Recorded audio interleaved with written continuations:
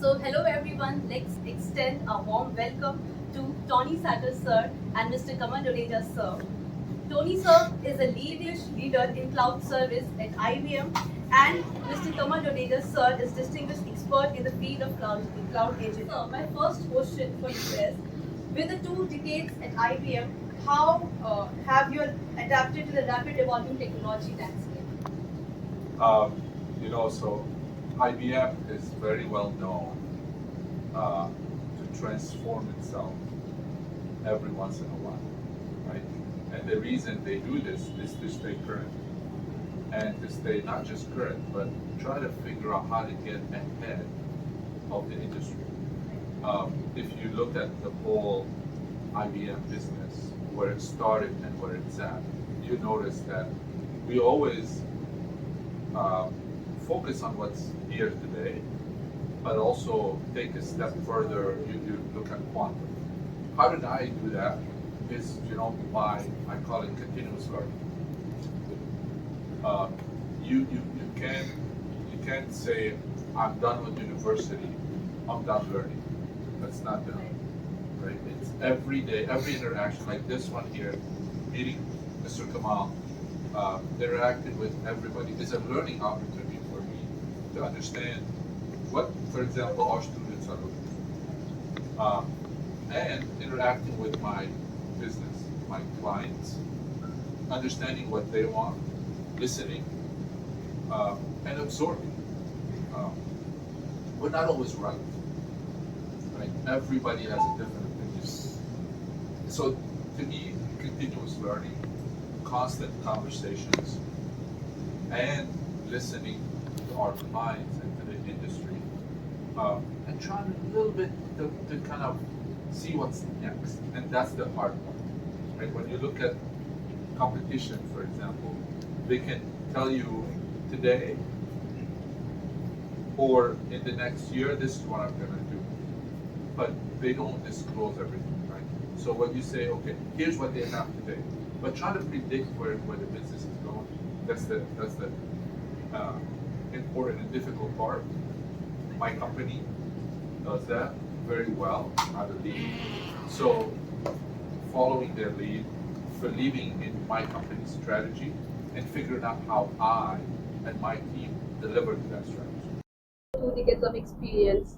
So would you like to share that? Yes, actually I do. And one of my favorite experiences so far with IBM, with my company, is when I spent 5 years in China. IBM was expanding its business there. My challenge was, because I'm not Chinese, was to learn the culture, respect the culture, and adapt, versus making the culture or the team adapt to IBM. We needed to adapt to the team, and together, that's how we solved it. We grew the team many folds, and we grew the business a lot. And that was my favorite experience at IBM. So what are some emerging technologies you're keeping an eye on? Nothing but 3, right? For me, AI, Like AI, ML, right? Data science and generative AI. Exactly. I like, cybersecurity. Absolutely, undoubtedly. Yeah. And last but not least, quantum computing coming in next. Those are the 3, in my opinion, that everybody's talking about. So I think if you look at the IT journey, 20 years back, everything was running their workloads on the bare metal servers. Then there was a transformation, and transformation was when they moved from bare metal to virtualization, right? Where VMware, Zen hypervisor, and lots of other, right? KVM is our open source hypervisor, which is still widely being used by the open source community. And now for last 7-8 years, you would be seeing that even virtualization is not enough, because you are not able to harness the complete compute power of a server. Now the containers comes into picture, right? So if you look at last 20 years journey from bare metal to virtualization and now to Kubernetes and containers, right, where still you are optimizing your hardware capacity. So industry is changing all the time, and if somebody wants to survive in this, right, constant learning is the only key. Constant learning is the only key. You need to adapt yourself. You need to see what is coming up, right? Like Tony said, quantum computing is now next coming up. The AI and ML is there already. Now, then after a couple of years, you would see that people are talking about generative AI, right? Because data science is over now, right? So, continuous learning. Listen to the customers, giving that feedback to the engineering team, ensure that those asks and requests are being incorporated in the products, right, which we are offering to our customer. Because if you look at IBM and Oracle, they are one of the biggest company on this planet Earth for last so many decades, right? So many companies they have split and vanished, but because of certain policies, a great vision, and adaptability of the company and the employees made Oracle and IBM sustain into this market. Right, right. And so, according to you, what qualities a student must have to be a good leader? It should be a teamwork all the time. If you are not a team worker, right, you will never be a great leader, right? Whether you talk about the BBA, whether you talk about the BCA, BBA is a gateway where people wants to become manager and to get into the management, right? Or they want to start getting into a venture of a startup, right, which is happening nowadays, right?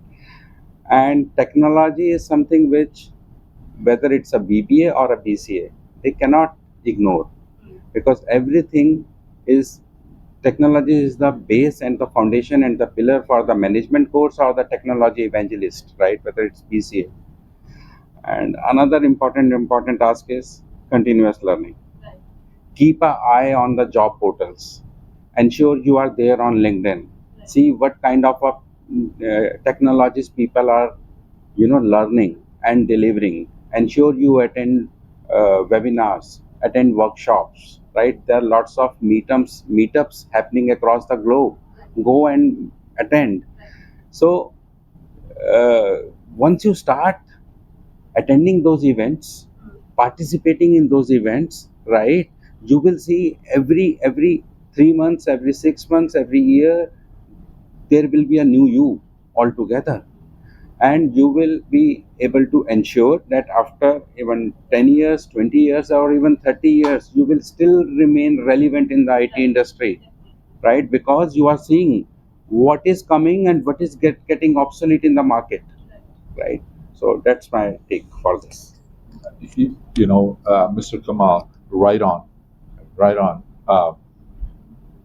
What I think as well that I've seen is that IT is not just a support for business. It's becoming part of making business decisions as AI, ML, Gen AI come through. So this is another reason why it's very important for continuous learning and for our students. In the past, you used to, and this is way before, right? You used to have programmers sitting in a room.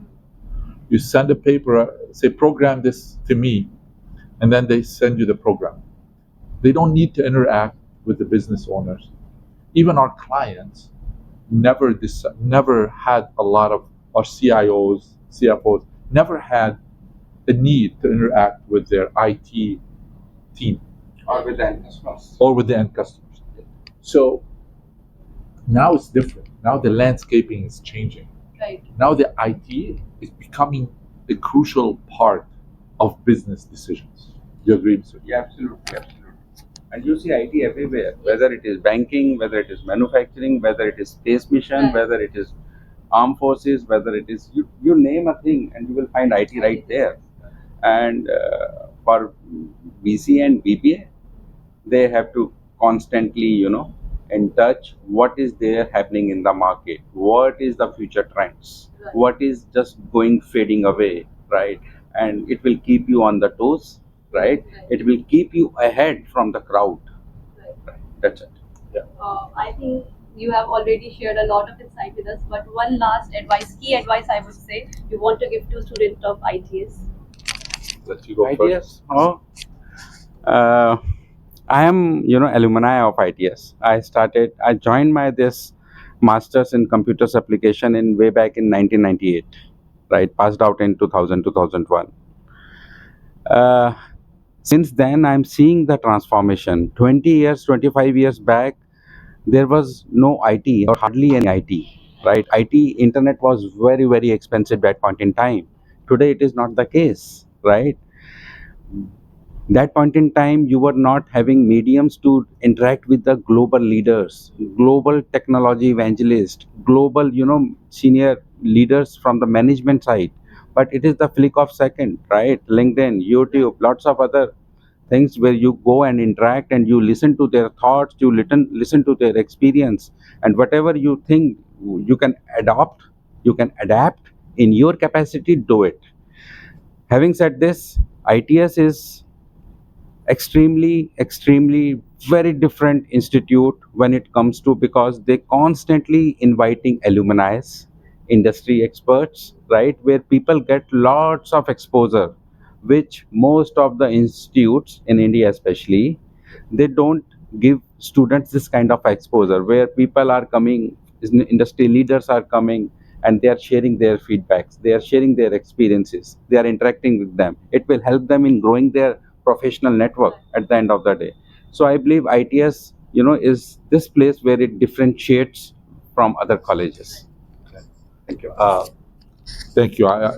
Mr. Kamal knows a lot about ITS, obviously, and the industry here because he's an alumni and he's been in it. The one thing I would give as a recommendation is go deep. Of course, you're gonna go deep in your area of studies, but also go broad.